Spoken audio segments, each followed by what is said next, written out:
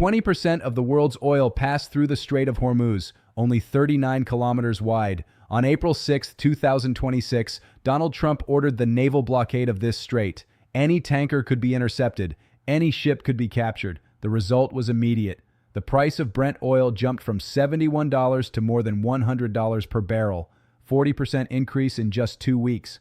Gasoline in the United States rose from $3.50 to $4.50 per gallon. In Brazil, gasoline increased 15% in 1 month. Diesel increased 20% in 2 months. Brazilian inflation will rise between 0.7 and 1 full point in 2026.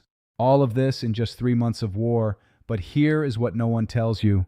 While the global economy suffers, negotiations between Iran and the United States enter the final phase. Marco Rubio, the American Secretary of State, declared hours ago that representatives have a robust proposal under discussion.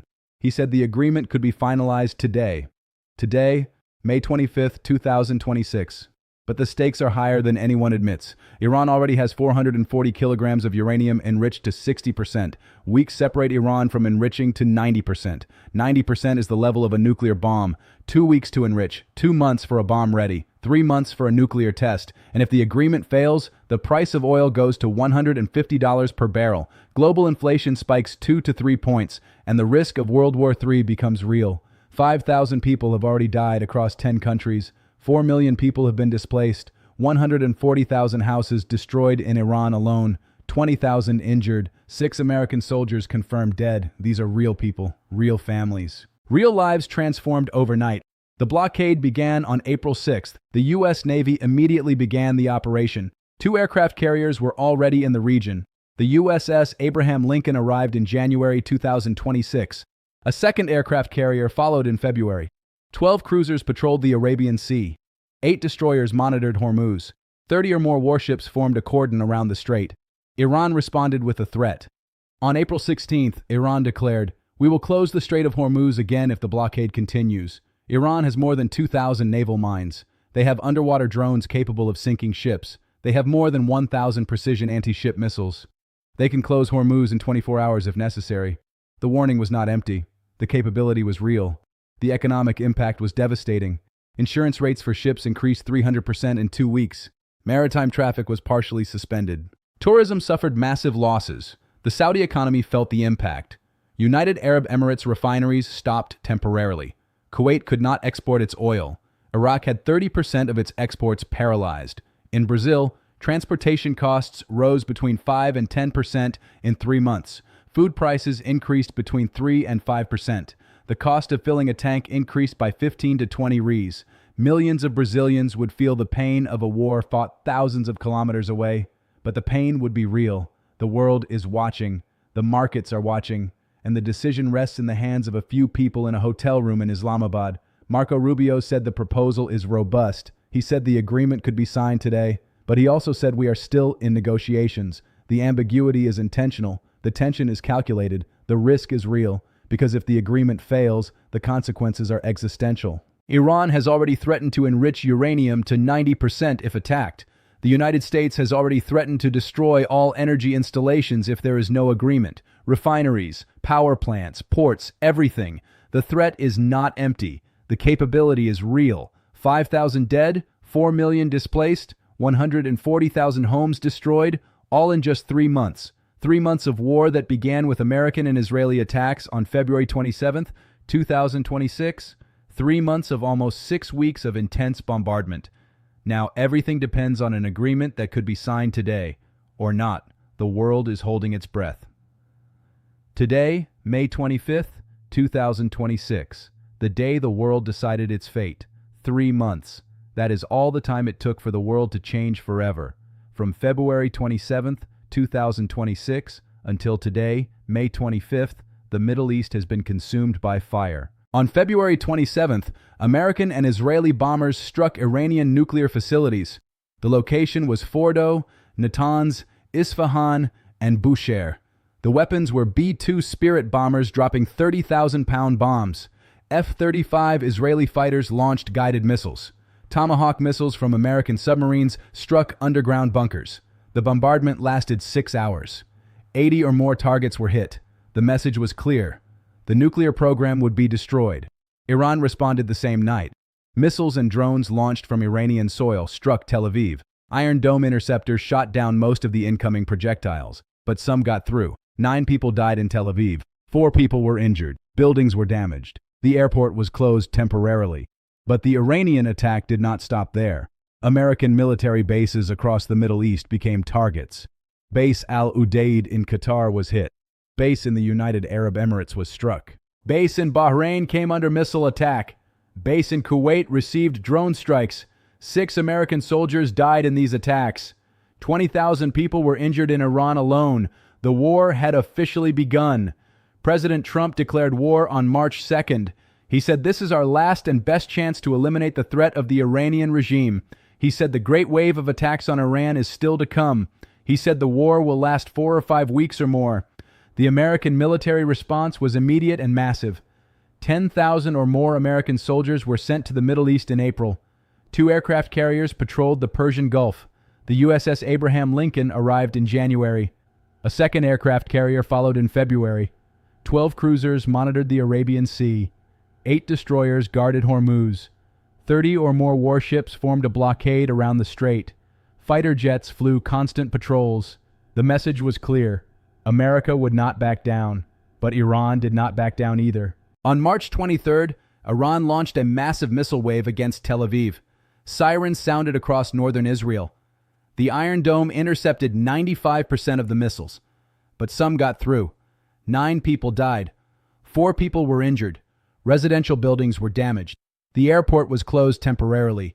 Netanyahu declared, "Iran will pay a very high price." Iran responded, "This is just the beginning." The escalation continued. On March 15th, Iran launched missiles and drones at Saudi Arabia and the United Arab Emirates. Dozens of projectiles were intercepted. Saudi Arabia and the United Arab Emirates intercepted 90% of the projectiles. No critical infrastructure was hit. But the message was clear. Iran could reach anywhere. The bombardment intensified over 6 weeks. Fordo, the underground nuclear facility, was partially destroyed. Natanz, where centrifuges enriched uranium, had 90% of its centrifuges destroyed. Isfahan, the research center, had its laboratories hit. Bushehr, the civilian nuclear plant, was partially damaged. 140,000 houses and businesses were damaged by aerial bombardment. 90% of the centrifuges were destroyed. Nuclear plants were partially destroyed. Energy infrastructure was hit. Refineries, ports, pipelines, everything became a target. The death toll climbed. 787 people were dead by March 2nd, according to the Iranian Red Crescent. 2,000 people were dead by April 9th. 3,500 people were dead by the end of April. 5,000 people were dead across more than 10 countries by May. 4 million people were displaced from their homes. 140,000 houses were damaged. 20,000 people were injured. 6 American soldiers were killed. 9 people died in Tel Aviv. Families were torn apart. Children were orphaned. Cities were reduced to rubble. And all of this in just 3 months. 3 months of war. 3 months of almost 6 weeks of intense bombardment. 3 months of missile waves over Tel Aviv. 3 months of drone suicide attacks on American bases. 3 months of a naval blockade that altered the global economy. The world watched in horror. The markets reacted with panic. The leaders declared concern. But the war continued. The attacks continued. The deaths continued. And now, today, May 25th, the negotiations enter the final phase. The ceasefire has been in effect since April 8th, but the tension remains. The forces remain on maximum alert. The aircraft carriers remain in position. The missiles remain aimed. The drones remain ready. And the world holds its breath. Because if the agreement fails, everything starts again. The bombardment, the attacks, the deaths, all of it. The risk is real, the capability is real, and the consequences would be catastrophic. The nuclear program is the heart of this conflict, and the heart is beating faster every day. Iran already has 440 kilograms of uranium enriched to 60%. 60% is the level close to a nuclear bomb. The Treaty on Non-Proliferation allows only 20% for civilian purposes. Iran says its program is peaceful. Iran says enriching uranium is its legal right. The United States says Iran must enrich 0%. The United States says Iran must never develop nuclear weapons. These positions are incompatible. These positions are the reason the war started. These positions are the reason the negotiations are stuck. In 2015, President Barack Obama signed the nuclear agreement with Iran, the JCPOA, known as the Joint Comprehensive Plan of Action. Iran agreed to limit its nuclear program. Iran agreed to enrich uranium only to 3.67%. Iran agreed to keep a maximum of 300 kilograms of enriched uranium. The International Atomic Energy Agency would monitor everything. In exchange, sanctions would be lifted. Money would be released. Oil could be sold freely. The world believed peace was possible. The world believed diplomacy had won. Then Donald Trump became president again. On May 7th, 2018, Trump withdrew the United States from the nuclear agreement. Trump called it the worst agreement in history. Trump said the agreement did not limit Iran's ballistic missiles. Trump said the agreement did not cover Iran's regional activities in the Middle East. Trump said the restrictions were too short, only 10 to 15 years. Trump imposed severe economic sanctions. Import of Iranian oil was prohibited. Iranian assets were frozen abroad. 80% of Iranian oil exports fell to almost zero. The Iranian economy collapsed. The economy shrank 9.5% in 2018 and 2019. Inflation exceeded 40%. The rial lost 60% of its value. Unemployment reached 15%. Iranians suffered. Iranians protested. Iranians demanded their government negotiate, but the government refused to surrender. The government said enriching uranium is a sovereign right. The government said the program is exclusively civilian. The government said Iran would never give up its nuclear program. And from 2018 to 2025, Iran gradually violated the terms of the JCPOA. In 2019, enrichment increased to 4.5%. In 2020, enrichment rose to 20%. In 2021, enrichment climbed to 60%. In 2022, the stock of 60% uranium grew to 440 kilograms. In 2023 and 2024, the IAEA lost access to some nuclear facilities. In July 2025, Iran and 3 European powers announced the resumption of nuclear negotiations. France, Germany, and the United Kingdom wanted to save the agreement, but the United States under Trump refused to return. The United States demanded enrichment zero. The United States demanded 20 years of nuclear restrictions. The United States demanded limits on ballistic missiles. The United States demanded Iran stop financing terrorist groups. Iran demanded the right to enrich uranium. Iran demanded no restrictions on ballistic missiles. Iran demanded total relief of economic sanctions. Iran demanded security guarantees against attacks. The positions were too far apart. The negotiations failed again. And then on February 27, 2026, everything exploded. American and Israeli bombers struck Iranian nuclear facilities. Fordo was partially destroyed. Natanz had 90% of its centrifuges destroyed. Isfahan's laboratories were hit. Bushehr was partially damaged. The message was clear. The nuclear program would be eliminated. But Iran responded, "We will enrich uranium to 90% if attacked." 90% is the level of a nuclear bomb. Iran already has 440 kilograms enriched to 60%. 2 weeks separate Iran from reaching 90%. 2 months for a bomb to be ready. 3 months for a nuclear test. The threat was not empty. The capability was real.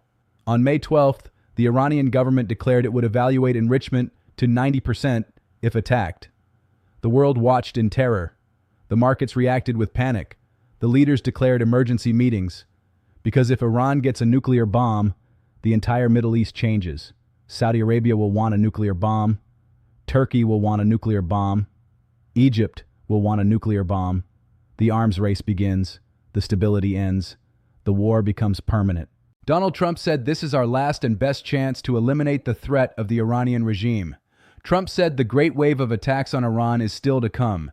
Trump said he will blow them up in 1,000 hells if there is no agreement.